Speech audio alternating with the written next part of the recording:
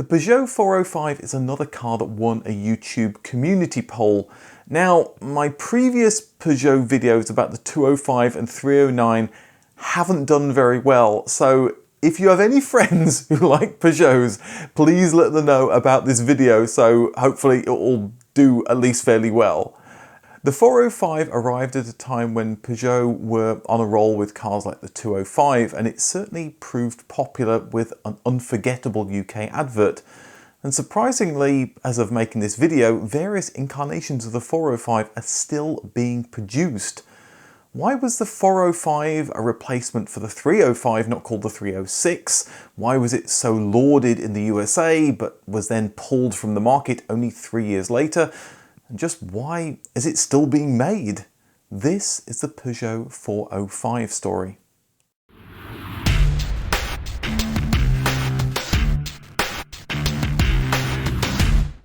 In the 1970s, Peugeot had three cars in its medium and large car range: the 304, the 404 and the 504. The 304 and 404 were replaced by the new 305 in 1977, a car in between both of the older models in size. By 1982, Peugeot were looking to develop a replacement under the codename D60. But this wasn't a good time for Peugeot. They'd spent the last 7 years integrating Citroën and Chrysler's European operation, both of whom had had financial problems. Peugeot's cars had sold well, but weren't providing the bank balance boost that the Peugeot-Citroën PSA group needed. They'd spent big developing new cars like the Peugeot 205, so D60 development had to be a bit more cost-effective. They'd start with another car the PSA group had spent heavily developing, the Citroën BX. The D60 project could use its chassis along with the usual range of engines and transmission that were being shared across the Peugeot and Citroën range. In previous years, to save money in vehicle development, car companies had simply rebadged cars to bulk out their range, so-called badge engineering. So the Austin 1800 became the Morris 1800 and the Wolseley 1885. This continues today, with the Volkswagen Up being rebranded as the Skoda Citigo and Seat Mii. Peugeot and Citroën took a different tack. They'd use the same chassis and transmission across several cars in the range, but each would have its own distinctive exterior and interior design. After all, these were the parts most customers interacted with, so as far as they were concerned, it was a completely different vehicle. By keeping the chassis and transmission the same, PSA could put more of their scarce funds into making their cars more reliable, efficient and cheaper to produce. That would lead to profit. With vehicle safety becoming more important, the cost to certify a platform was increasing, so testing fewer of them significantly reduced costs. The D60 development team couldn't bring themselves to use Citroën's innovative hydropneumatic suspension, relying on a traditional setup which was more cost-effective. In any case, self-leveling suspension was synonymous with the Citroën brand and should be reserved for the BX as a differentiator. With Audi going all in on four-wheel drive, Peugeot decided the new model would also have that as an option, which had the advantage it could also be offered on the Citroën BX for little extra cost. Platform sharing certainly had its advantages. Peugeot employed styling house Pininfarina to produce the new exterior. Early on it was decided there would only be a saloon and an estate like the outgoing 305, also styled by Pininfarina. By the end of 1982, Pininfarina had created a full-size proposal which was tweaked throughout 1983, with something close to the final design appearing in 1984. Next would come the interior, from design sketches to a full-scale model, and by 1985 the first prototype was logging test miles. PSA's purchase of Chrysler's European operation had brought a range of cars that had been badged as Talbots to avoid using Chrysler's brand. The range wasn't selling well, but there was a new small car in the pipeline that was ready for production. Peugeot decided to kill off the Talbot range and sell the new car as the Peugeot 309. This meant their new mid-size car that was being developed would be known as the 405, which made sense as it was larger than the outgoing 305 and indeed the older 404 that had ended production in 1975. The factory making the new Peugeot 309 was one of Chrysler's old factories based in Ryton near Coventry in the UK. With the end of the Talbot range, they were understandably worried about their jobs, but the success of the 205 meant Peugeot needed more production capacity, so the right-hand drive version of the 405 will be built in the UK alongside the 309.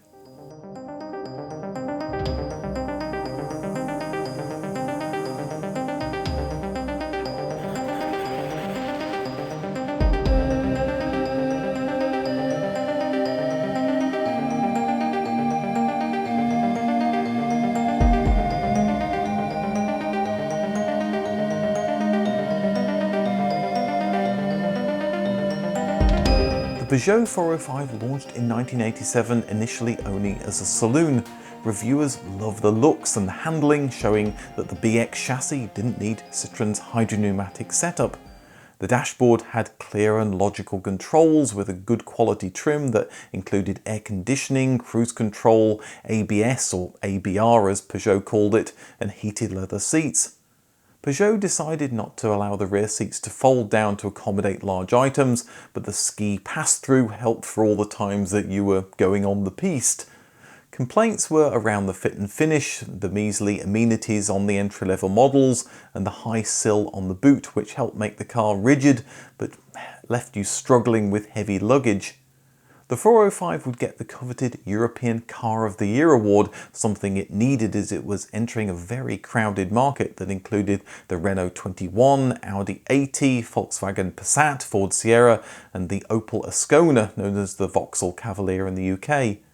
And in Britain, the 405 was launched with a memorable advert where Peugeot contributed to global warming by setting a whole field on fire. Content matches mean I can't play it as is, so here's the best I could do.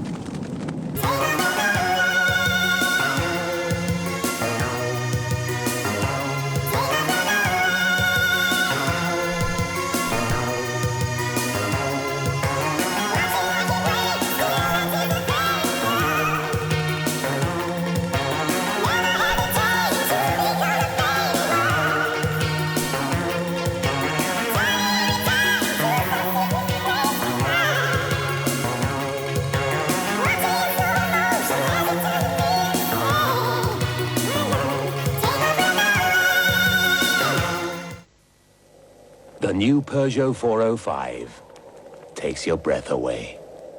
Future FIA chief John Todd was in charge of motorsports at Peugeot, and he turned the successful 205 into a rally-winning car as the 205 Turbo 16. It was natural to do the same with the new 405, so in 1985 plans started to produce a Turbo 16 version of that car, so it'd be ready soon after the car launched in 1987.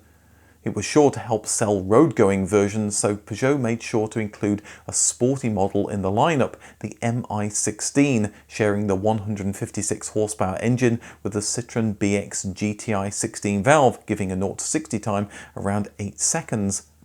The full-blooded 405 Turbo 16 rally car used many parts from the smaller 205 Turbo 16. It was soon making a name for itself, winning the Pikes Peak hill climb in 1988 and 1989 with a new record time, and the Paris-Dakar Rally in 1989 and 1990. Motorsports was all very well, but back in the real world, Peugeot expanded the 405 range with the Estate or Break model in 1988, along with a range of diesel engines. As well as an Estate, there was work done on a 405 Coupe in 1986. It got as far as a full-size running prototype styled by Huillet in 1988, but ultimately it didn't make it to market. Peugeot had been exporting cars to the US since 1958. By the 1980s, they were just about clinging on with only the 505 on sale. By adding the 405 to the range, a car that was doing well in Europe, they hoped to turn things around, especially with the wins at Pikes Peak. It started well with the popular car TV show Motor Week crowning it the best imported sedan. Unlike the European versions, it came well equipped and was competitively priced.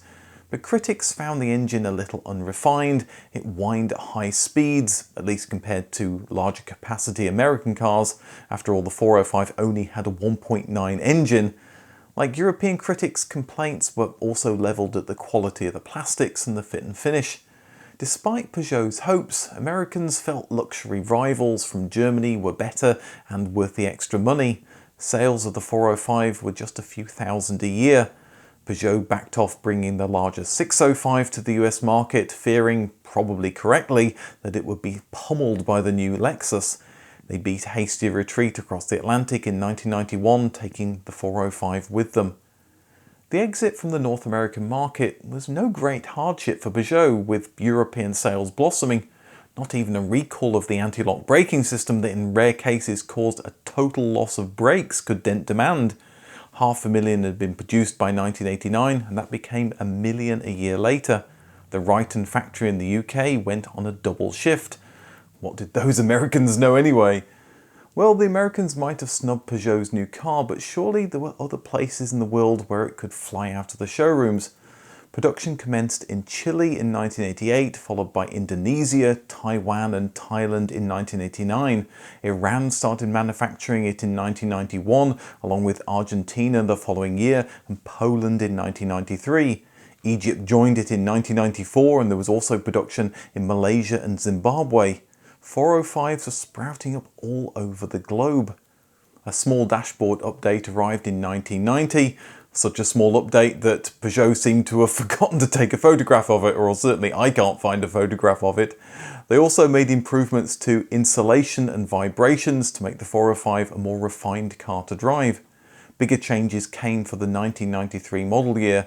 There was a completely new dashboard with better materials, which they thankfully did photograph. The chassis was stiffened and the windscreen bonded, that meant the boot sill could be lowered, a welcome change for people who didn't enjoy posting heavy bags through the slit-like boot of the older car. The rear was also reworked, but not that you'd notice. Soundproofing got better still to have a more refined cabin at highway speeds. The already excellent handling was improved to remove a tendency to oversteer. The 1993 update made the 405 a little heavier, which saps some of the potency of the hot MI16. In reaction, Peugeot released the turbocharged 200 horsepower T16, reaching 60 miles an hour in just 6.7 seconds. The all-wheel drive car evoked the all-conquering T16 rally car. All that power could be tempting on the French autoroutes, so the National Gendarmerie purchased 10 T16s to try to catch them. The refresh was only to keep sales ticking over until the next generation car came along. Peugeot produced the usual end-of-line special editions, such as the Le Mans version in 1994, to celebrate their 24-hour race victory the year earlier. Peugeot's 1995 replacement for the 405 in Europe was rather logically called the 406. It was based on the Citroën Xantia, with styling heavily influenced by the 405. Maybe reacting to the Opel Calibra, the new 406 would also come as a coupe. This was far from the end of the 405 though. Production continued for a short while in Europe after 406 sales began, and international production continued in Argentina, Chile, Zimbabwe and crucially Iran. Iran National had been producing Hillman Hunters since 1966. Hillman was a brand owned by the Roots Group, which was bought by Chrysler. And if you remember, Peugeot and Citroën bought Chrysler's European operation. So there was a connection between Iran National and Peugeot, however convoluted. After the 1979 Iranian Revolution, Western nations imposed sanctions that limited Iran's ability to get new cars, so the aging Hillman Hunter soldiered on as the Paykan under the newly nationalized Iran Khodro, or Iranian Automobiles Company. Producing a 20-year-old car was hardly ideal, so Iran Khodro looked for newer models to produce. They struck a deal with Peugeot to produce the 405, and by 1991 cars were rolling off Iranian production lines. There was the standard 405 and also the Peugeot RD, which had the body of a 405 combined with the chassis of the 1960s Hillman Hunter and a 1.6-litre engine from the 1970s Hillman Avenger. Western sanctions made resourceful Iranians find new and interesting ways to keep their population moving. The 405 sold well enough in Iran that by 2000, Iran Khodro created an updated luxury version, the Peugeot Persia. It could be ordered with the newer engine from the new Citroën Xantia. The styling was inspired by the Peugeot 406, but underneath this was still a 405 at heart. It would soon be renamed the Peugeot Pars. The Peugeot Persia was all well and good, but what Iran really wanted was an Iranian national car, something designed and built in Iran, a source of national pride that could replace the aging Paykan. The work started in the 1990s, but with a management team that weren't experts in car production, the going was tough. As the project continued, it became clear the team had bitten off way more than they could chew. Chassis are hard to get right, especially good ones, and they cost a lot to produce. There was little knowledge of car styling in Iran, and they'd never produced their own transmission. So the project ended up using the chassis and transmission from the 405, and the shape was designed in the UK, heavily influenced by the Volkswagen Passat. This meant that a year after the Peugeot Persia launched, a 405 with a new shape, Iran Khodro launched the Samand, a 405 with a new shape, but this time billed as a national car project. Just don't look too carefully underneath the bonnet. The 405 was a good car, and with the new shape was still a force to be reckoned with, especially with low-cost Iranian manufacturing. Peugeot and Iran Khodro started exporting these 405-based cars across the Middle East, and they were produced in Belarus, China, Egypt, Iraq, Senegal, Syria and Venezuela. The Samand would be facelifted once more as a Soren in 2007. It got a brand new interior and a modern electrical system. It also received Iran Khodro's EF engine, the first to be designed by the company, with a little German help. The Soren would be updated again as the Dina in 2015 with ABS and side airbags. Iran Khodro entertained the idea of a coupe, but like the 405 in the 1980s, it was never produced. But they did feel the need for a pickup. They used the Hillman Hunter chassis with the front half of the 405's body, launching it as the Arizon in 2015. It was updated as the Arizon 2 in 2022, meaning that Iran Khodro are still using the 1960s Hillman Hunter chassis.